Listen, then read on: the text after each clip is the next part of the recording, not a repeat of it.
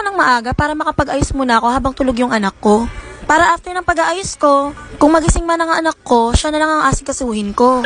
Narinig ko nga na nagluto na ng almusal yung biyanan ko kaya bumaba na muna ako. Maya-maya nga narinig kong gising na rin ang anak ko kaya kinuha ko na ng almusal. After nga namin mag-almusal, sinilipon na namin ang anak ko tong terrace sa transient house na nirent namin. Nag-aayos pa nga kasi yung mga kasama namin kaya tumambay muna kami dito at nagpaaraw. Maya-maya nga bumaba na kami para mag-ready na sa labas. At ayan nga, hindi ko malaman kung anong ayos ang gagawin ko sa buhok ko. At eto nga pala ang outfit natin for today's video. Eto nga ang anak ko, nag-uumpisa ng magkulit. First destination nga pala namin ngayon ng Mines View. Nasiraan nga pala kami ng van na nirent namin, kaya nag-taxi muna kami papunta dun. Tuwang-tuwa nga kami dito kasi lahat ng dadaanan mo, akala mo roller coaster?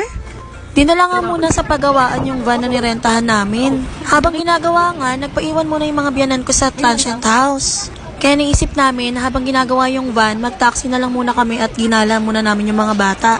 Kahit saan ka nga lumingon dito, puro pampasalubong ang tinda at mga pagkain pang iba. At syempre, hindi rin mawawala yung mga taho. Sabi ko nga sa asawa ko, gusto ko matikman yung strawberry taho dito. Kaya bumili na ako, 50 pesos nga pala isang baso niyan. Pagpasok nga namin dito, pinasakay namin yung anak ko sa horse. Napakatapang nga nito, hindi natatakot. 50 pesos nga pala ang bayad sa pagsakay dito. After nga sa Mines View, pumunta na kami ng ride park. Natatakot nga akong sumakay dito kaya yung mag-ama ko na lang ang pinasakay ko. 350 nga pala ang bayad kapag 30 minutes tapos dalawa kayo ang sasakay. Tapos 600 naman kapag isang oras. At eto na nga ang mag-ama, tuwang-tuwa, lalong-lalo na yung anak ko.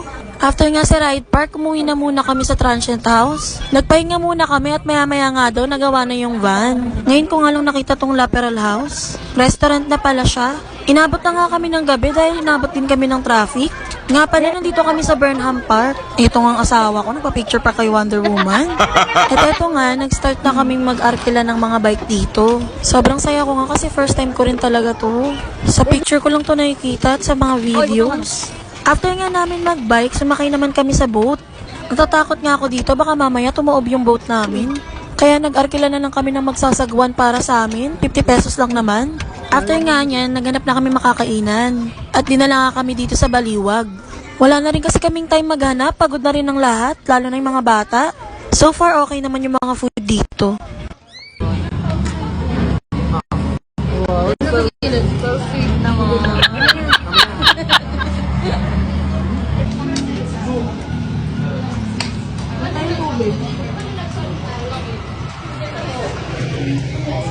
After nga kumain, dumiretso na kami sa night market. Sobrang saya ko nga kasi nabilan ko ng dalawang sapatos yung anak ko. 500 nga lang isang pares, kaya pinatos ko na. Yan lang,